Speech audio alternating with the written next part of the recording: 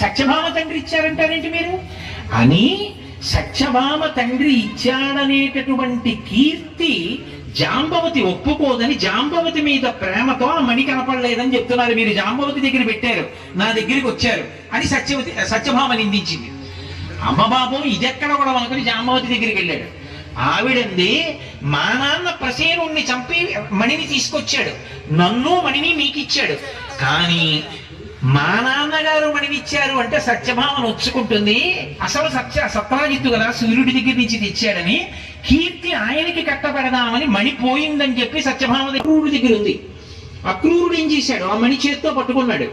పట్టుకున్న తర్వాత చిచి కృష్ణ భగవానుడికి దూరం అయ్యాను, తప్పు పని చేశానని మనశ్శాంతి కోసం కాశీ వెళ్ళిపోయాడు.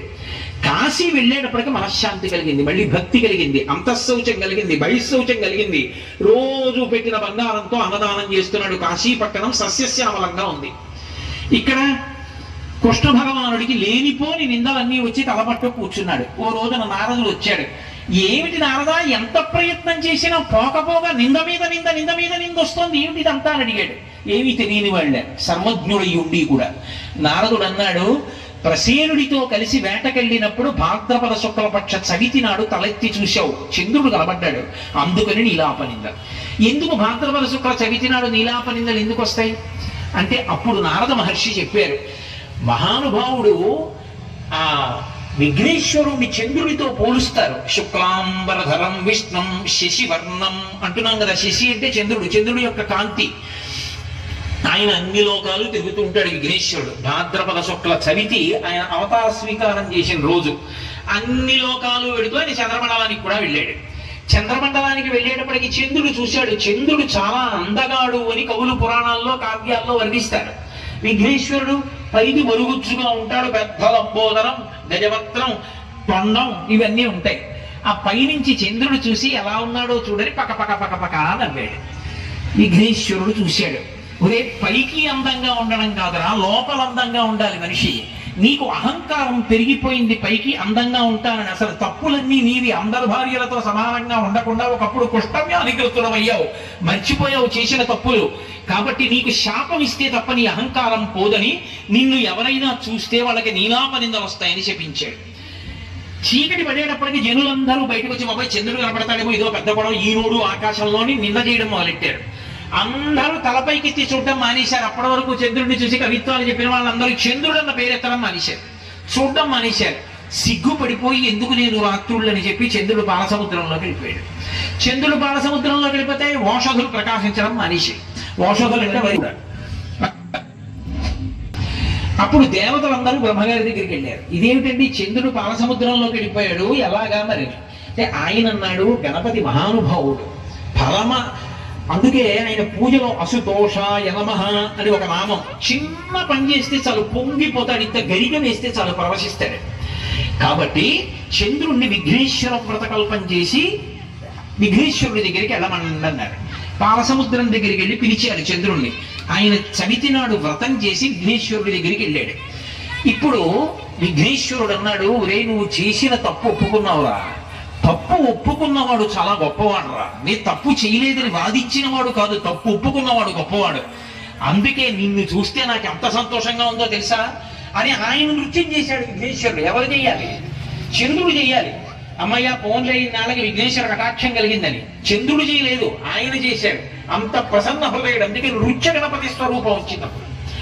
అటువంటి గణపతి 365 రోజుల్లో నిన్ను ఏ రోజు చూసినా పర్వాలేదు, ఒక్క ఈ శుక్లపక్ష చవితి నాడు మాత్రం చూడకూడదు భాద్రపద మాసంలో, నా అవతారం స్వీకారం జరిగిన రోజున.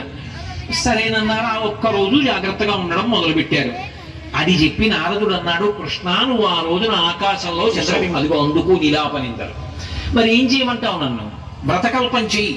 విఘ్నేశ్వర వ్రతకల్పం చేస్తే విఘ్నేశ్వరుడు ప్రత్యక్షం అవుతాడు. అందుకే సంకటహర చతుర్దశి నాడు పూజ చేసేటప్పుడు పక్కన చంద్రుణ్ణి కృష్ణుణ్ణి కూడా పెట్టి చేస్తారు. కృష్ణాలయంలో మరీ విశేషంగా చేస్తారు. అసలు దాని కల్పమే వేరు. కాబట్టి విఘ్నేశ్వర వ్రతకల్పం చేశాడు. విఘ్నేశ్వర వ్రతకల్పం చెయ్యగానే విఘ్నేశ్వరుడు ప్రత్యక్షం అయ్యాడు మేనమామ ముందు. మావా మావా ఇవాళతో నీ కష్టాలన్నీ పోయాయి, నీకు నీలాప నిందలు పోయాయి, ఏ ఇబ్బంది ఉండదు. అదిగో కాశీపట్టణంలో ఉన్నాడు అక్రూరుడు, అక్కడుంది శమంతకమణి, అక్రూరుడికి కబురు చెయ్యి అన్నాడు. అక్రూరుడికి కబురు చేశాడు కృష్ణుడు. అమ్మయ్య, కృష్ణుడు నన్ను పిలిచాడు అంతే చాలని అక్రూరుడు పరిగెత్తుకొచ్చాడు. ఇదిగో నా దగ్గర ఉంది శమంతకమణి, సుధంగుడు చంపి సత్రాజిత్తు దగ్గర నుంచి తీసుకొచ్చాడు, కృష్ణ తీసేసుకోమన్నాడు. కృష్ణుడు అన్నాడు, నా దగ్గర వద్దు, అంతఃశౌచం బహిశౌచం ఉన్నవాడివి నువ్వు నీ దగ్గరే ఉంచుకుని ద్వారకానగరంలో ఉండన్నాడు. అక్రూరుడు ద్వారకానగరానికి రాగానే చక్కగా వర్షాలు పడ్డాయి, అతివృష్టి అనావృష్టి చీడ పీడ అంటువ్యాధులు అన్నీ పోయాయి. మహాభక్తుడు అక్రూరుడు ద్వారకానగరంలో ఉండిపోయాడు. శమంతకమణి దొరికింది, జరిగిన కథ తెలిసింది, నీలాప నిందలన్నీ పోయాయి. కృష్ణుడు అన్నాడు, మేనల్లుడా విఘ్నేశ్వరుడా, నేను కాబట్టి ఇంత కష్టపడి ఈ శమంతకమణి ఎక్కడుందో పట్టుకోగలిగాను. సామాన్యుడైన మనుష్యుడి మీద నీలాప నిందలు పడితే ఎలా తట్టుకుంటాడు? కుంగి కృషించి శరీరం వదిలేయడు. అందుకని భాద్రపద శుక్ల చవితి నాడు కూడా నీలాప నిందలు రాకుండా ఉండాలంటే ఏం చెయ్యాలో శాపావకాశం అన్నాడు. అంటే విఘ్నేశ్వరుడు అన్నాడు, మామయ్య మన ఇద్దరి మధ్య జరిగిన ఈ కథ ఉందే శమంతకోపాఖ్యానం, ఇది చదువుకుంటే చాలు. విఘ్నేశ్వర చవితి నాడు ఇదొక్కటి చదువుకుంటే ఆకాశంలో చంద్రుణ్ణి చూసినా నీలాప నిందలు రావు. ఒకవేళ పుస్తకం దొరకలేదండి అంటే ఒక్క శ్లోకం చదువు చాలని చెప్పారు. సింహ ప్రసేనమవధీ సింహోజాంబవతాహత సుకుమార కమారు తమకేశాస్యమంతక. ఆ సుకుమారుడు ఎవరో కాడు, మనమే, ఏమీ తట్టుకోలేని సుకుమారులు. సుకుమారక ఏడవకు, ఇప్పుడు నీకు 3 రత్నాలు ఇస్తున్నాం. ఒకటి గోపాల రత్నం కృష్ణుడు, ఒకటి గజానన రత్నం విఘ్నేశ్వరుడు, మూడవది శమంతకమణి శమంతక రత్నం. 3 రత్నాలు నీకు దొరుకుతాయి. ఈ కథ ఒక్కటి చదువుకో, చదువుకోవడం చేతకపోతే శ్లోకం ఒక్కటి చదువుకో అన్నారు. తన భర్త అంటే మేనల్లుడికి అంత ప్రీతి అని లక్ష్మీదేవికి విఘ్నేశ్వరుడు అంటే అంత వాత్సల్యంట. అందుకని శ్రీకాంతో మాతులో యస్య అని శ్లోకం మొదలైంది.